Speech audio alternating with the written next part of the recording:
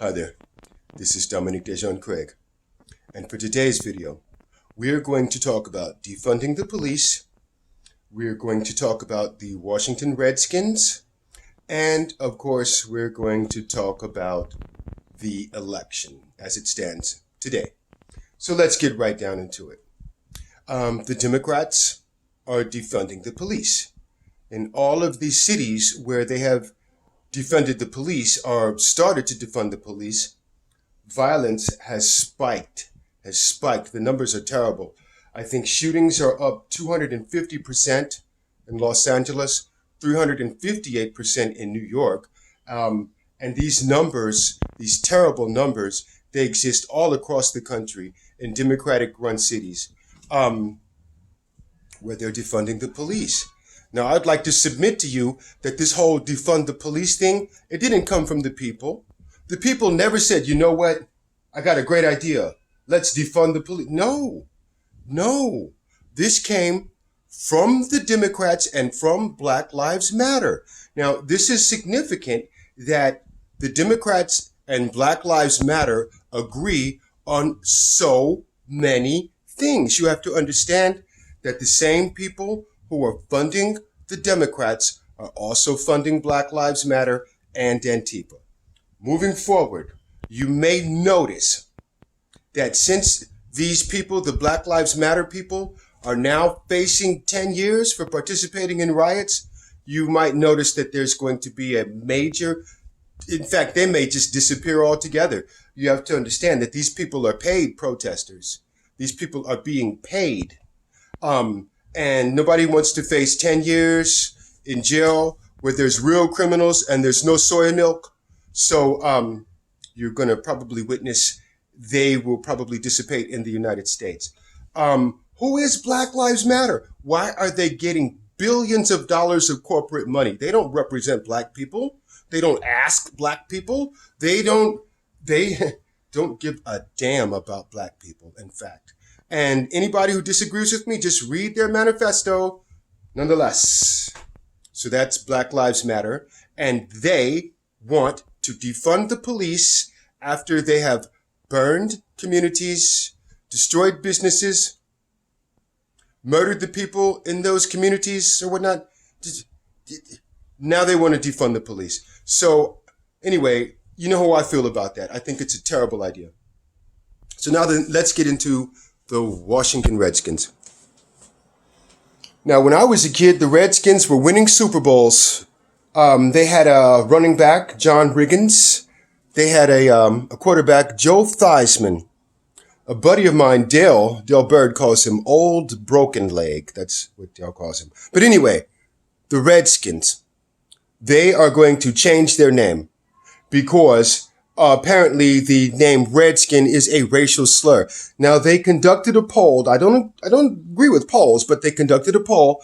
90% of Native Americans said that they were not offended by this name. Redskin. It is not a race.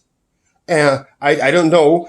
Maybe once upon a time it was derogatory. But I mean, like, if you called somebody a Redskin today, would you, is that a hate crime? Anyway, them changing their name. So you got the Redskins doing this.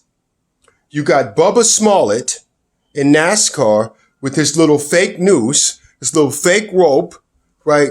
This guy, Bubba Smollett, stop calling him black.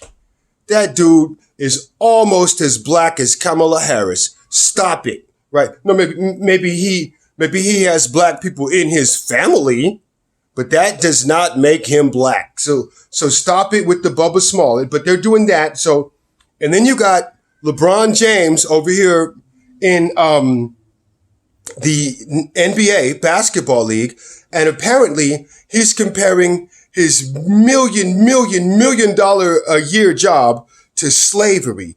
And well, I can't really relate because I've never had like millions and millions of dollars. I've never been like this big super duper, like, you know, he's a Superman, LeBron. I've never, and also, I've never been a slave.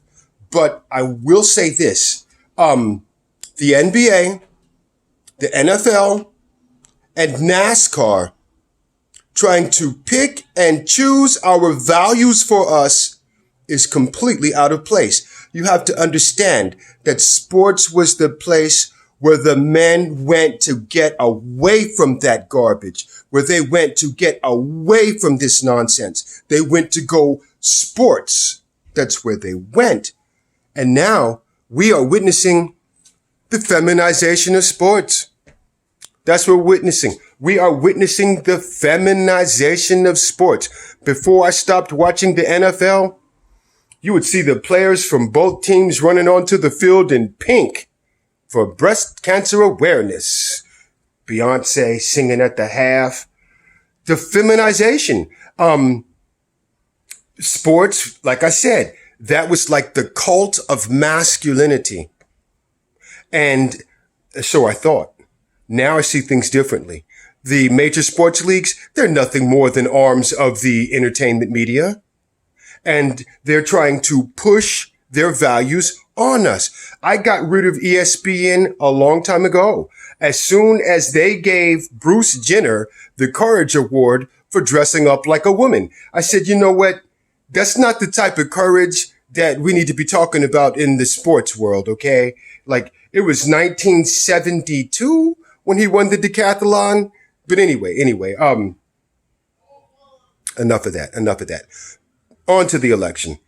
So the Democrats, like, I'm ashamed of their game plan. They are literally just going to shout down anybody who disagrees with them.